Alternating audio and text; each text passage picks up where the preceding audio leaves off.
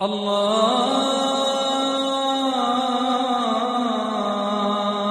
أكبر.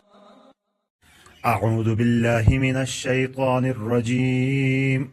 بسم الله الرحمن الرحيم. ولقد آتينا موسى الكتاب وقفينا من بعده بالرسل وآتينا عيسى ابن مريم البينات وأيدناه بروح القدس أفكلما جاءكم رسول بما لا تهوى أنفسكم استكبرتم ففريقا كذبتم وفريقا تقتلون وقالوا قلوبنا غلف بل لعنهم الله بكفرهم فقليلا ما يؤمنون ولما جاءهم كتاب من عند الله مصدق لما معهم وكانوا من قبل يستفتحون على الذين كفروا فلما جاءهم ما عرفوا كفروا به فلعنة الله على الكافرين.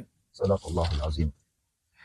اس سے پہلے جو ان بنی اسرائیل سے میثاق پکا عہد لیا تھا مختلف اوقات میں اور ان کی سرکشی مسلسل چل رہی تھی، اسی کا تسلسل ہے. اور یہاں حتمی طور پر ان کو یہ بھی بتایا جا رہا ہے کہ یہ تمہاری کوئی نئی بات نہیں، ہمیشہ سے تمہاری یہی عادت رہی ہے. وَلَقَدْ آتَيْنَا مُوسَى الْكِتاب، وَلَقَدْ اور بے شک، آتینا ہم نے دی موسیٰ کو الکتاب کتاب، یعنی کون سی کتاب؟ تورات مراد ہے.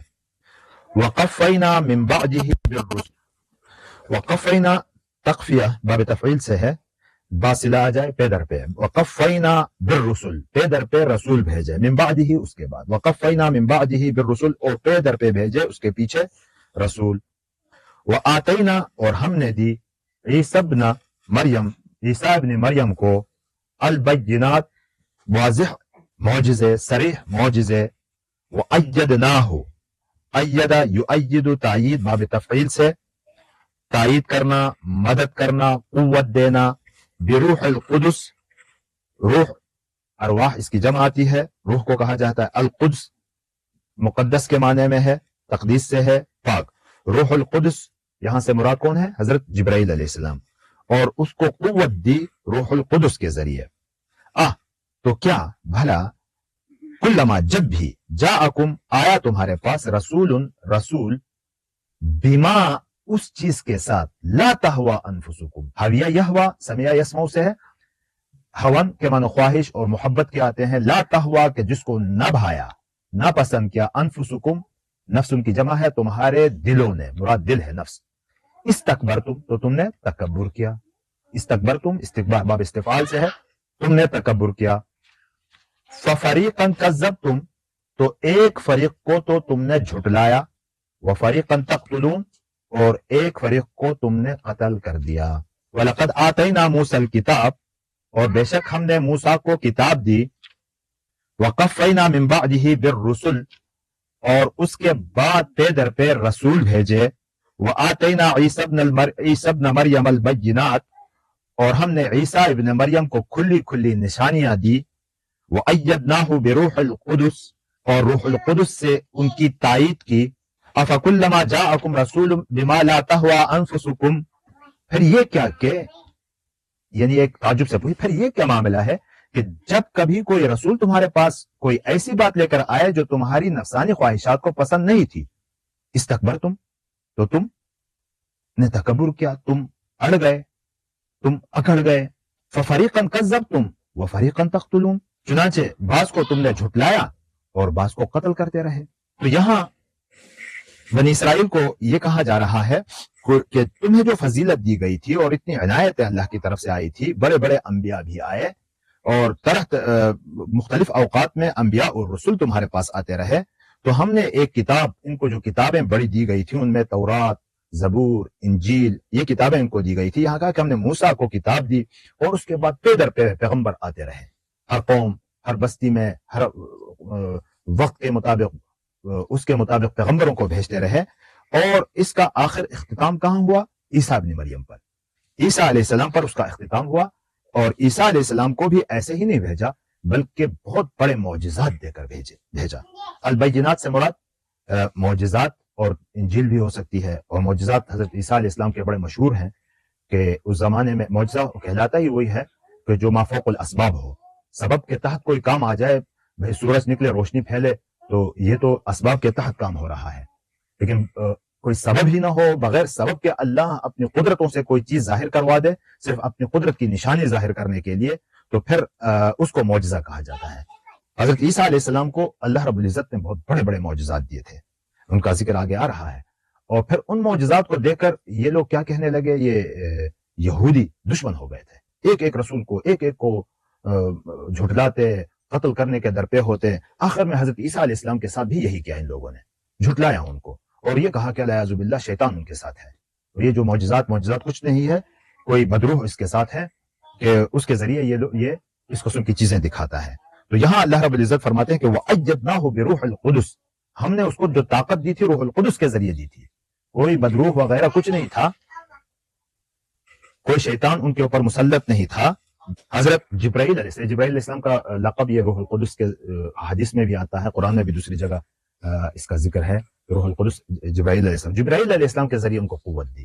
تو کیا مطلب ہے کہ یہ معجزات جو دکھائے گئے تو جبرائیل علیہ السلام کے ذریعے دکھائے گئے، یا یہ ہے کہ جبرائیل علیہ السلام کے چونکہ یہ لوگ دشمن تھے اور ان کی حالت تو اللہ کو معلوم تھی، اس لیے ابتدا سے ماں کے پیٹ سے لے کر آخر اس دنیا سے آسمان کی طرف اٹھائے جانے تک جبرائیل علیہ السلام ہمیشہ عیسیٰ علیہ السلام کے ساتھ رہتے تھے. تو فرمایا کہ ان سب کے باوجود افکلما جاءکم رسول بما لا تهوى انفسکم، جب بھی کوئی رسول ایسا آیا کہ ایسے احکام لے کر آیا کہ تمہارے دل نہیں چاہتا تھا ان پر عمل کرنے کو، جو تمہیں اچھے نہیں لگتے تھے، تو تم کیا کہے اس کے مقابلے میں تکبر کرنے لگے اور اکڑ گئے. تو انجام کار کیا بعضوں کو تو آپ نے کہا کہ یہ جھوٹ بول رہے ہیں، جھٹلایا ان کو، اور بعضوں کو قتل کرنے کے درپے ہوئے. کچھ کو تو قتل کرنے کے، انبیاء کو قتل کرنے کا ان کی تاریخ آتی ہے، مشہور ہے. زکریا علیہ السلام، یحییٰ علیہ السلام، ان کو تو انہوں نے شہید کیا تھا، اور اس سے پہلے بھی بہت سارے انبیاء علیہ السلام کو انہوں نے شہید کیا تھا. وقالوا قلوبنا غلف، وقالوا اور کہتے ہیں قلوبنا غلف، ہمارے دلوں پر کیا ہے، غلاف ہے. غلف یہ قلب اغلف، اس دل کو کہتے ہیں جس پر غلاف چڑھا ہوا ہو. وقالوا قلوبنا غلف، اور یہ لوگ کہتے ہیں کہ ہمارے دل غلاف میں ہے. بل لعنہم اللہ بکفر، بلکہ ایسا نہیں ہے، لعنہم اللہ نے لعنت کی ہے، بکفرہم ان کے کفر کی وجہ سے، ان کے کفر کے سبب سے. یہ پہلے بھی بات گزر چکی ہے کہ چیز حد سے بڑھ جاتی ہے تو پھر اللہ تبارک و تعالیٰ ان پر مہر لگا دیتا ہے. فقلیلا ما یؤمنون، بہت کم ہے، فقلیلا سو بہت کم، ما یؤمنون جس پر یہ لوگ ایمان لاتے ہیں، بہت کم چیزوں پر یہ لوگ ایمان لاتے ہیں، یا بہت کم لوگ یہ ایمان لاتے ہیں. وقالوا قلوبنا غلف، اور یہ لوگ کہتے ہیں کہ ہمارے دل میں غلاف ہے.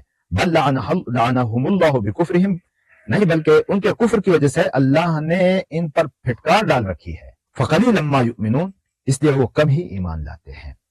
یہ لوگ کہتے تھے کہ ہمارے دلوں پر غلاف لگا. یہ دو طرح کا انداز تھا. بعض تو کہتے تھے کہ بھائی ہم حق پر ہیں، تمہارا اسلام غلط ہے الیاذ باللہ، لہٰذا ہمارے دل محفوظ ہیں، غلاف ہے، تمہاری یہ غلط باتیں ہمارے اوپر اثر نہیں کریں گی. اور بعض ایک سے محاورتاً بھی کہا جاتا ہے کہ جب کسی سے کوئی آپ منت سماجت کریں کہ بھائی یہ کام کرنا، کہتے ہیں میرا دل پتھر ہو گیا ہے، میں بالکل نہیں کروں گا. یہ اس قسم کی بھی بات ہو سکتی ہے کہ ہمارے دل پر غلاف لگ چکا ہے. تنزیہ کہتے تھے، چھوڑو اپنے حق بات کو، ہم اس کو ماننے کے لیے تیار نہیں ہیں.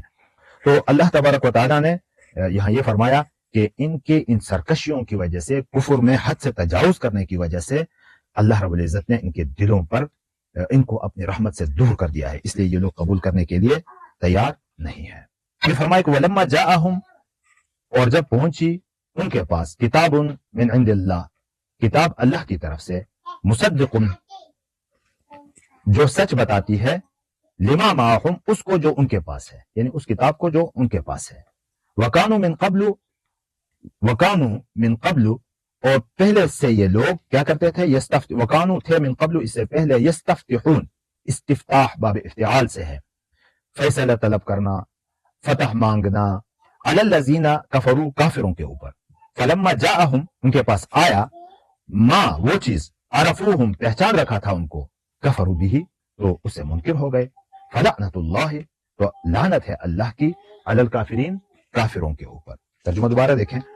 ولما جاءہم کتاب من عند اللہ مصدق لما معہم، اور جب ان کے پاس اللہ کی طرف سے وہ کتاب آئی، یعنی کون سی؟ قرآن، جو اس کی بھی تصدیق کرتی ہے جو پہلے سے ان کے پاس ہے، یعنی تورات کی۔ وَكَانُوا مِن قَبْلُ يَسْتَفْتِحُونَ عَلَى الَّذِينَ كَفَرُوا، وَكَانُوا، اور تھے یہ لوگ خود شروع ہی میں کافروں کے خلاف اللہ سے فتح کی دعا مانگا کرتے تھے۔ فَلَمَّا جَاءَهُم مَّا عَرَفُوا، مگر جب وہ چیز آئی ان کے پاس جسے انہوں نے پہچان بھی لیا، عرفو پہچان بھی لیا، کفروا بہ، اس کا انکار کر بیٹھے۔ فلعنت اللہ علی الکافرین، پس پھٹکار ہے اللہ کی ایسے کافروں پر، لعنت ہے ایسے کافروں پر۔ کیا ہے؟ ولما جاءہم کتاب، اب یہاں سے ایک اور بات بتائی جا رہی ہے کہ جب وہ قرآن ان کے پاس آیا جو کہ ان کی کتاب کی تصدیق کرتا ہے، قرآن ان کی کتاب تورات کی تصدیق کرتا ہے، کیسے تصدیق کرتا ہے؟ ان کو سچ بتاتا ہے، کیسے؟ کئی طرح سے۔ دیکھو یہ اللہ، وہ بھی اللہ کی کتاب ہے کہہ کر ایک تو اس کی تصدیق کرتا ہے، وہ الگ بات ہے کہ ان میں تحریف کی، وہ تحریف والی چیزیں تو اللہ کی طرف سے نہیں ہے نا، جو اللہ کی طرف سے ہے اس کو سچ بتاتا ہے کہ وہ اللہ کی طرف سے ہے، ایک تصدیق یہ ہوئی۔ دوسری تصدیق یہ ہے کہ اس تورات میں حضور نبی اکرم صلی اللہ علیہ وسلم اور قرآن کے بارے میں پیشن گوئیاں موجود تھیں۔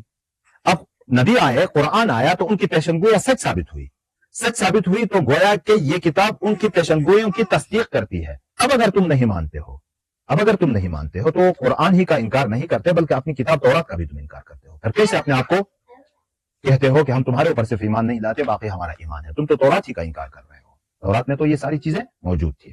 اور ایسا بھی نہیں کہ ان لوگوں نے پہچانا نہیں، جاءہم ما عرفوا، وہ آیا جس کو یہ پہچانتے بھی تھے پھر بھی کفر کیا، اس کو پہچانتے ہوئے، ایسا بھی نہیں۔ اب کفر کیوں کیا؟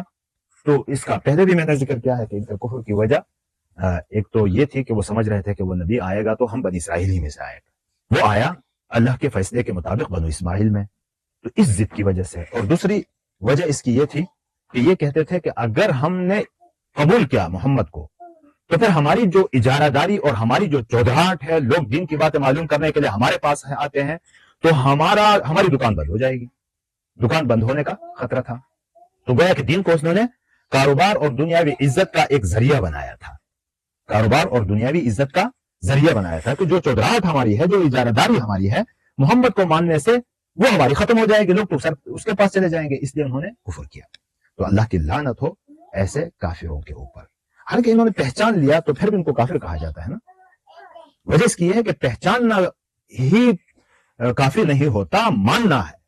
صرف پہچاننا کافی نہیں، پہچانتا تو شیطان بھی تھا، پہچانتا تو اللہ کو شیطان بھی تھا، اللہ کے احکام کو شیطان بھی جانتا تھا، لیکن صرف جاننا اور پہچاننا کافی نہیں ہوتا جب تک کہ اس کو مانے نہ۔ تو یہ لوگ سب کچھ جاننے کے باوجود، جب جاننے کے باوجود اگر نہ مانے تو پھر یہ سرکشی کی حد ہے، تو پھر اللہ کی لعنت برستی ہے ایسے لوگوں کے اوپر۔ فلعنت اللہ علی الکافرین، تو لعنت ہے اللہ کی ان کافروں کے اوپر۔ یہاں ایک اور بات جو رہ گئی، وَكَانُوا مِن قَبْلُ يَسْتَفْتِحُونَ عَلَى الَّذِينَ كَفَرُوا، کا مطلب ہے کہ یہ لوگ ایسے تھے کہ اس طرح پہچانتے تھے کہ پیشن گوئیاں جو تورات میں آئی تھی ان کو دیکھ کر کہ جب کافروں کے ساتھ کوئی اس قسم کی لڑائی جھگڑے کی بات ہو جاتی، حسن اوس اور خزرج کے ساتھ انبن کی کوئی بات ہو جاتی اور وہ ان کو دبا دیتے، ان یہودیوں کو، کیونکہ یہودی لوگ مال دولت کے اعتبار سے مضبوط ہوتے ہیں، لیکن جو مال اور دولت میں مضبوط ہونا ان کا دل نہیں ہوتا، کمزور ہوتے ہیں، پھر وہ معاملے ٹھوس سے ختم ہو جاتے ہیں، تو پھر ان کو دبا لیتے تھے اوس اور خزرج والے۔ تو اس وقت کہتے تھے کہ ہمارا نبی آنے والا ہے